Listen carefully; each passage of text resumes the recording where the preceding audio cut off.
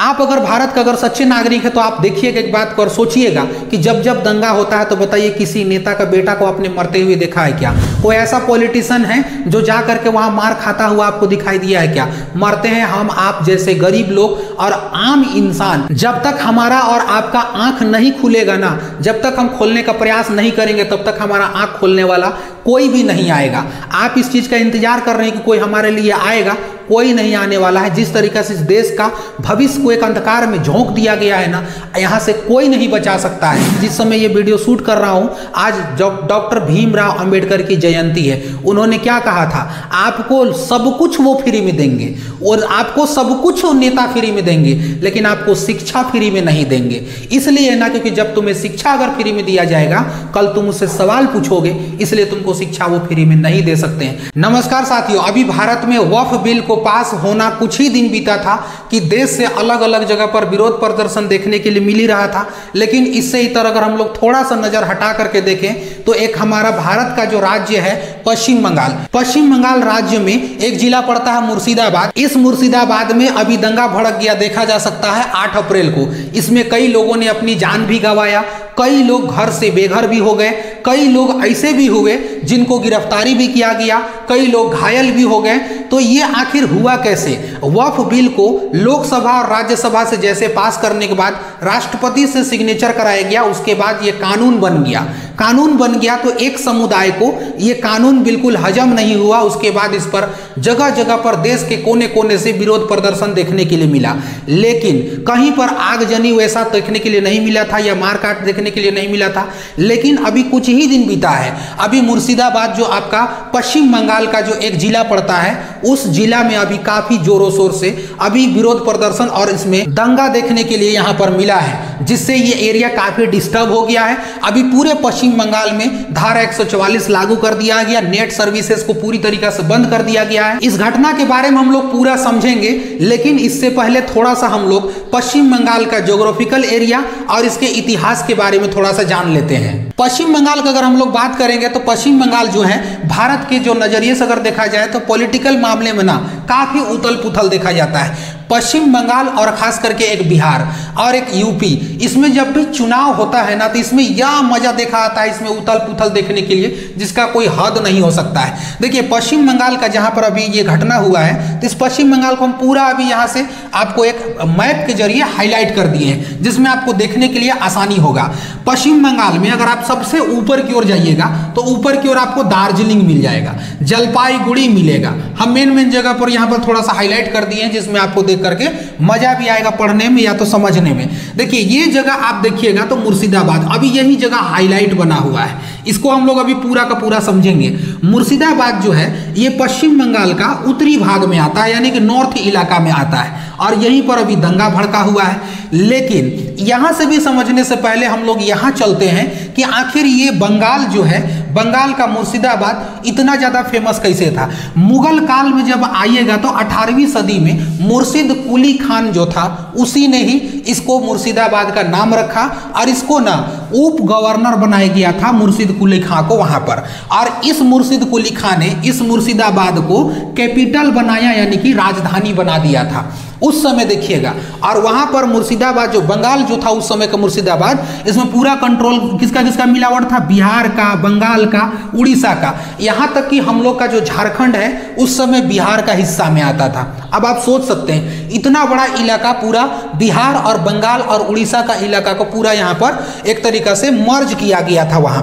अभी देखिएगा तो आपको यह पता चलेगा कि पलासी का जो युद्ध हुआ था 1857 में, वो आपका मुर्शिदाबाद जो जगह है उसी के नजदीक में लड़ा गया था। तो इसका आप अगर भौगोलिक स्थिति अगर आप निरीक्षण करेंगे तो पूरा पश्चिम बंगाल में पाएंगे कि मुर्शिदाबाद जो है आपको नॉर्थ के इलाका में पड़ेगा। यहीं पर एक नदी निकलती है जिसका नाम है गंगा नदी। यहाँ पर काफी उपजाऊ भूमि पाया जाता है, खेती उती बहुत अच्छा से होता है यहाँ पर, और लोगों का भी बहुत बड़ा जमावड़ा है। दोनों समुदाय के लोग खास करके देखेंगे तो हिंदू और आपका जो इस्लाम धर्म को मानने वाले मुस्लिम समुदाय हैं, उनका काफी ज्यादा यहाँ पर जनसंख्या देखा जाता है। लेकिन अभी वक्फ कानून जैसे पास हुआ तो उसको अभी मुस्लिम समुदाय के लोगों में रोष देखा गया और वो लोग कहने लगे कि जितना जल्दी हो सके इस कानून को वापस लिया जाए, सरकार का ये काला कानून है, इसको हम लोग वापस लेने के लिए मजबूर करेंगे। और वहीं पर विरोध प्रदर्शन स्टार्ट हो गया। अब देखिए, अगर आप पॉलिटिकल इशू में भी आइएगा ना, तो अभी वहां का जो सरकार है, ममता बनर्जी अभी वहां की सीएम है और उन्होंने कहा था कि भाई यहां पर ये एक्ट लागू नहीं होगा, पश्चिम बंगाल में हम लोग एक्ट को लागू नहीं होने देंगे, ये ममता बनर्जी ने कहा था वहां पर। लेकिन लोग मानने के लिए तैयार नहीं थे। वहां की सीएम ने साफ साफ कह दिया था कि ये जो वक्फ बिल अभी जो कानून बन चुका है, पश्चिम बंगाल में हम लोग इसको लागू नहीं होने देंगे। अब देखिए, वहां तृणमूल कांग्रेस की सरकार चलती है, जिसको हम लोग टीएमसी भी कहते हैं। 295 को वहां लोक विधानसभा का सीट है और 42 वहां पर आप देखिएगा तो लोकसभा सीट आपको पश्चिम बंगाल में देखने के लिए मिल जाएगा। अभी जो दंगा हुआ उसमें काफी ये चीज देखा गया कि 500 से ज्यादा लोग हिंदू जो समुदाय थे वो भी पलायन करने पर मजबूर हो गए हैं, उन्होंने घर छोड़ दिया है। और ये किसी भी राज्य के लिए दुखद बात है।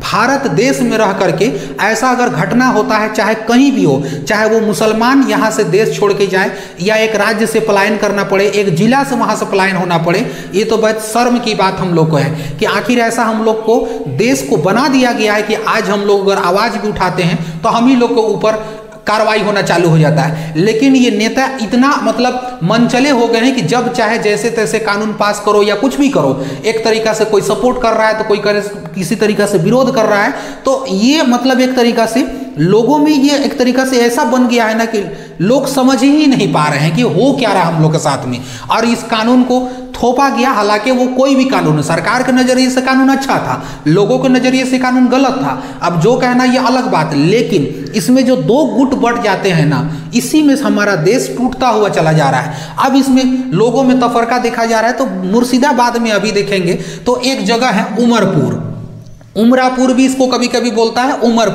उमरपुर में 8 अप्रैल को एक जगह पर पूरा बवाल किया गया। वहाँ का जो नेशनल हाईवे 12 था उसको पूरा जाम कर दिया और वहाँ पर पुलिस की जितनी भी गाड़ी थी उन सब में भी आगजनी स्टार्ट हो गया। उसके बाद वो मामला नहीं रुका। फिर 11 अप्रैल का आया समय। 11 अप्रैल का समय में एक स्टेशन है, रेलवे स्टेशन नीमतीता, इस जगह पर भी पूरा पथराव किया गया, इस जगह पर भी पूरा बवाल किया गया। मतलब कोई ऐसा जगह नहीं था वहाँ पर, इस दोनों जगह में जो कि खाली रह गया। अभी देखिएगा तो आपको पता ये चलेगा कि इसकी राजधानी अभी कोलकाता है। 144 वहाँ पर लागू कर दिया गया है।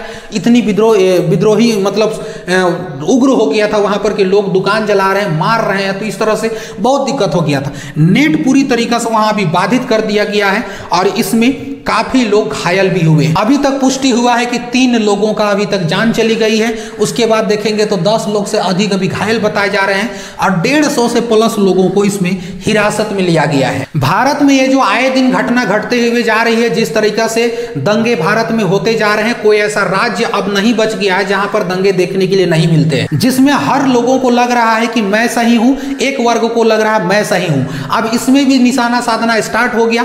ममता बनर्जी वहां का सीएम है, लेकिन कह रही है कि अगर ये वक्फ बिल पास नहीं होता तो ये दंगा नहीं होता। लेकिन उसके विपक्ष वाले जो है वो कह रहे हैं कि ममता बनर्जी जानबूझ करके वहां पर दंगा करा रही है। हालांकि इसमें तो हम लोग पीस रहे हैं इस कदर से जिसमें कि कुछ कहा नहीं जा सकता है।